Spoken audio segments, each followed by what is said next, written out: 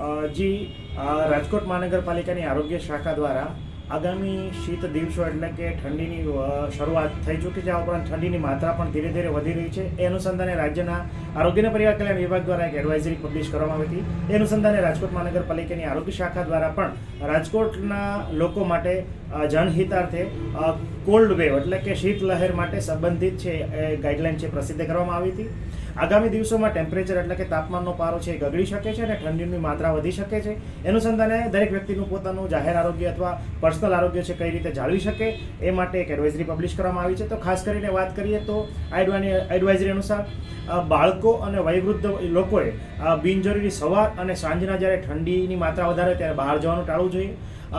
દરેક વયના લોકોએ ખાસ કરીને ત્યારે ગરમ વસ્ત્રો, ગરમ સ્વેટર જે છે, ઊનના વસ્ત્રો જે છે, ઉપરાંત જોવા જઈએ તો સ્વેટર, ટોપી, મફલર કે હાથ પગના મોજા છે એ પહેરીને જ બહાર જવું જોઈએ. આ ઉપરાંત જોવા જઈએ તો શાલ જે છે, ઉપરાંત પવન જે છે સીધો શરીર સાથે ન અથડાય એ રીતે શરીરને પ્રોટેક્ટ કરીને બહાર જવું જોઈએ.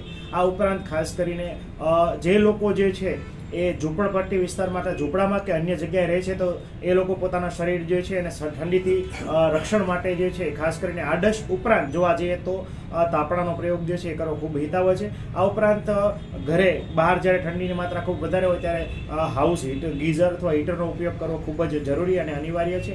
આ ઉપરાંત જોવા જઈએ તો બાળકોને ખૂબ જ તીવ્ર અસર થતી જોવા મળે છે એટલે કે હાઇપોથર્મિયા છે એ બાળકને થતું અટકાવવા માટે ખાસ કરીને નાના બાળકો જે છે એમાં પણ વાત કરું તો ખાસ કરીને 1 વર્ષથી નાની ઉંમરના બાળકોને છે એને વારંવાર છે માતાએ ધાવણ આપવું જોઈએ. આ ઉપરાંત શરીરને અળગાડીને રાખવું જોઈએ. બની શકે તો બાળકને જે છે મોઢાનો ભાગ જે છે એની સિવાય તમામ જગ્યાએ વીંટાળીને રાખવું જોઈએ અને ગરમ વસ્ત્રોથી સુસજ્જ રાખવું જોઈએ જેથી એનું બાળકનું તાપમાન છે એ ઘટી ના શકે અને હાઇપોથર્મિયાથી પ્રિવેન્ટ કરી શકાય.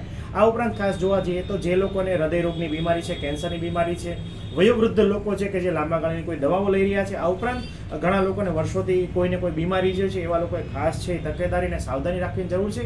આ ઉપરાંત જોવા જઈએ તો શરીરને જે ગરમ રાખવા માટે જરૂરી એક્સરસાઇઝ અથવા કસરત જે છે એ જરૂરી કરવી જોઈએ. આ ઉપરાંત ખોરાકમાં આપણે જોવા જઈએ તો પાણી જે છે અત્યારે નવશેકું અથવા ઉપાળું પાણી છે એ લેવું ખૂબ જ હિતકારક છે. અત્યંત ઠંડુ કે ઠંડો પીણાનું સેવન છે એ કરવું હિતકારક નથી. આ ઉપરાંત ઠંડો ખોરાક પણ જે છે આરોગવાનું છે એ ટાળવું જોઈએ. હાલ આપણે જોવા જઈએ તો ખાસ કરીને અત્યારે ઋતુગત વિટામિન સી ભરપૂર હોય એવા ફળફળાદીનો ઉપયોગ જે છે વધારો જોઈએ. ખાસ કરીને વાત કરીએ તો આંબળા જે છે, આ ઉપરાંત જે ખજૂર જે છે, ઉપરાંત શરીરમાં અત્યારે જે ઋતુગત ફળો જે છે હવે આવશે એમાં અત્યારે જામફળ છે, બોર જે છે એની સિઝન આવે તો આ બધા ફળો જે છે એનું સેવન કરવું જોઈએ. આ ઉપરાંત હાઈ કેલરી એટલે કે જે ખોરાકની અંદર શક્તિ વધારે મળે એવા ખોરાક જે છે એનું સેવન કરવું ખૂબ હિતાવહ છે. ખાસ કરીને જોવા જઈએ તો હાલ જે છે અત્યારે ચીક્કી એટલે કે આપણે ગોળ અથવા ખાંડમાંથી બનેલી જે કોઈ પણ પ્રકારની તલ અથવા સિંગ જે છે એની ચીક્કી જે છે એનું સેવન કરવું ખૂબ જ હિતકારક છે. આ તમામ સાથે સાથે જોવા જઈએ તો ગરમ દૂધનું સેવન કરવું પણ હિતકારક છે. તો આ તમામ ખાલી આ બધી સૂચનાઓ જે છે એનું પાલન કરવું એ હિતાવહ છે અને જેનાથી આપણે આગામી દિવસોમાં ઠંડીના શીત લહેરથી લડી શકીએ છીએ અને શરીરને જાળવી શકીએ છીએ. તંદુરસ્તી છે એ ખૂબ સારી રીતે જળવાઈ શકે છે.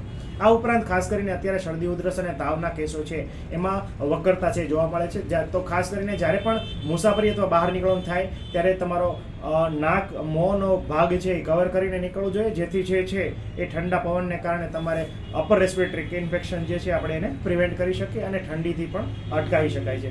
તો સામાન્ય રીતે અત્યારે શરદી ઉધરસ અને તાવના કેસો વધતા હોય છે તો નજીકના આરોગ્ય કેન્દ્ર પર જઈને વહેલા તકે વહેલું નિદાન અને સારવાર કરાવીને દવા લેવી